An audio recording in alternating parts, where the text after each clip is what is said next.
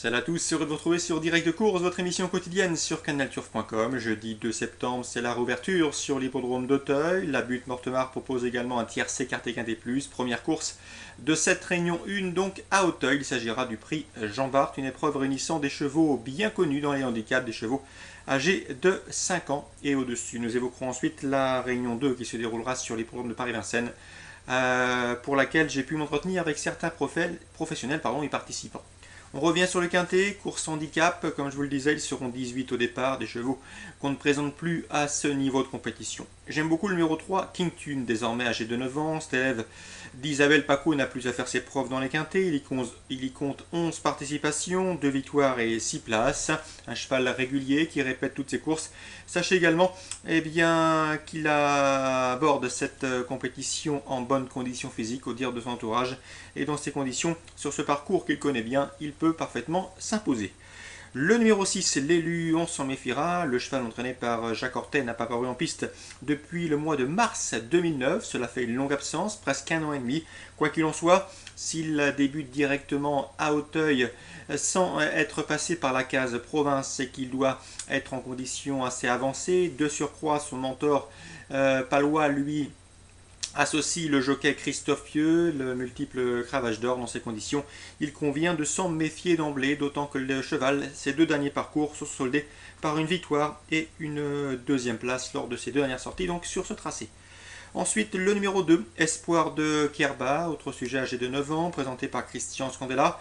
Lui aussi a été longtemps tenu écarté des pistes. Il n'a pas tardé à retrouver le bon rythme puisque ses 2 sorties estivales pour sa rentrée après plusieurs mois d'absence se sont soldées par 2 bonnes tentatives, une victoire et une deuxième place. Même s'il n'a pas vraiment de marge de manœuvre au poids, on peut logiquement penser qu'il a les moyens de jouer un bon rôle dans cette épreuve quintée malgré son poids de 71 kg. Ensuite, le numéro 18, Question de chance, présenté par Yann-Marie Porzier. Ce concurrent âgé de 6 ans se retrouve somme toute assez bien placé dans le tableau. Il devra porter 62 kg. Certes, il n'a peut-être pas l'expérience et les titres des chevaux du haut de tableau. Mais attention, il n'avait pas démérité à Dieppe lorsqu'il avait terminé 7ème. Il n'avait pas démérité récemment à Dieppe. Auparavant, il avait terminé 7ème du prix Ardati, ce dans un style assez convaincant. Donc méfiance, c'est de lui dont pourrait venir la surprise. Ensuite, le 5, Rombaldi. Je sais que Bruno de Monzet l'a amené au mieux pour ce rendez-vous. Un cheval qui souffre un petit peu le chaud et le froid. Il demeure intermittent, mais lorsqu'il est bien, il est capable de belles choses. Son jockey, Kevin Nabet, obtient un résultat et un coefficient de réussite éloquent dans les quintets. Attention à ce numéro 5, Rombaldi, qui se déplace également avec des prétentions. Le 10, Les Oloft, présenté par Guy Chérel, on s'en méfiera, le cheval a l'expérience, cela doit suffire pour prendre un lot dans cette épreuve. Ensuite le 12, Boogie, certes, elle peut-être pas encore à 100%, mais elle vient de manifester, ce concurrent vient de manifester une course de rentrée encourageante sur l'hippodrome de Châteaubriand, se classant 4ème après 6 mois de break. Donc attention, l'entraînement de Yannick Froin est toujours redoutable dans les handicaps. Mieux vaut donc le glisser en fin de combinaison, tout comme le numéro 8, Axiom. Axiom présenté par Yannick Fertillet. Yannick Fertillet en pleine forme, il a encore démontré ce mardi sur l'hippodrome de Varegem où ces chevaux ont prouvé leur forme du moment. Donc numéro 8, Axiom n'échappe pas à la règle. Associé à Grégory Adam, il pourrait bien se mettre en évidence. Numéro 8, Axiom, qui aura contre lui de débuter à Auteuil. Je me résume pour ce quintet: 3, 6, 2 et 18, suivi des numéros 5, 10, 12 et 8. Concernant la réunion 2 à Vincennes, dans la première course relativement ouverte où des surprises ne sont pas à exclure.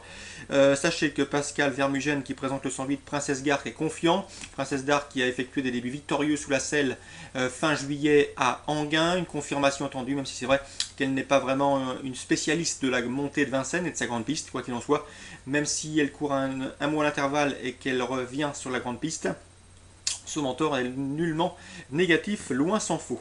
Dans cette épreuve, David Charbonnel présente le 116 Princesse de Lippe qui débute sous la selle et le 106 Prince de la Butte qui aurait sans doute préféré un parcours de plus longue haleine. Donc pas d'emballement concernant ces 2 représentants. La deuxième, c'est Francis Young qui m'a parlé en bien du 215 Toscane de Heurt, une pouliche qui a toujours tenu en estime. Elle reste sur 3 places de deuxième, il en escompte une nouvelle fois un bon comportement, mais attention, l'épreuve semble très bien composée avec notamment les candidatures des deux élèves de Jean-Philippe Dubois, le 201 Thunder Knight et le 208 Tachira, deux pouliches ménagées et estimées. Le 209, à savoir Tolkat Bellouette, qui a prouvé sa valeur pour l'entraînement de Fabrice Tulois, et le 204 Trotting Race. Attention, cette pouliche a toujours montré d'évidents moyens, elle est tenue en estime au sein de l'écurie Baudron-Dubois, et dans ces conditions, on ne devrait plus tarder à la voir monter de catégorie avec réussite. Donc dans cette épreuve ouverte, le 1, le 8, le 9 et le 4 pour contrer le 15 qui sera à mon avis à une belle cote. Dans la troisième, c'est le prix Jules Thibault, la belle épreuve du jour, le point d'orgue de cette réunion. Sachez que nous aurons en piste le 310 Sam Bourbon, lauréat du prix de Genève cet été à Anguin. Il retrouvera sur la route le 309 Cinco du Vivier, qui était fautif dans cette épreuve référence. Nous aurons également les candidatures du 305 Satmol Wood, redoutable lorsqu'il peut s'installer en tête et qu'il reste sage. Sachez également que le 311 Speedy Blue effectue sa rentrée. Lui qui a remporté le critérium des 4 ans, il sera intéressant à voir au niveau de son degré de forme. Quoi qu'il en soit, à mon avis, le 310, le 309 sont les plus recommandables de par leur forme affichée récemment. Ensuite, dans la cinquième, je sais qu'Hubert Hardy aime beaucoup le 507 Telkis. Ce concurrent reste certes sur une disqualification à Cabourg, mais auparavant il avait bien gagné au Mont-Saint-Michel et s'était classé deuxième à Rouen-Montcanchy.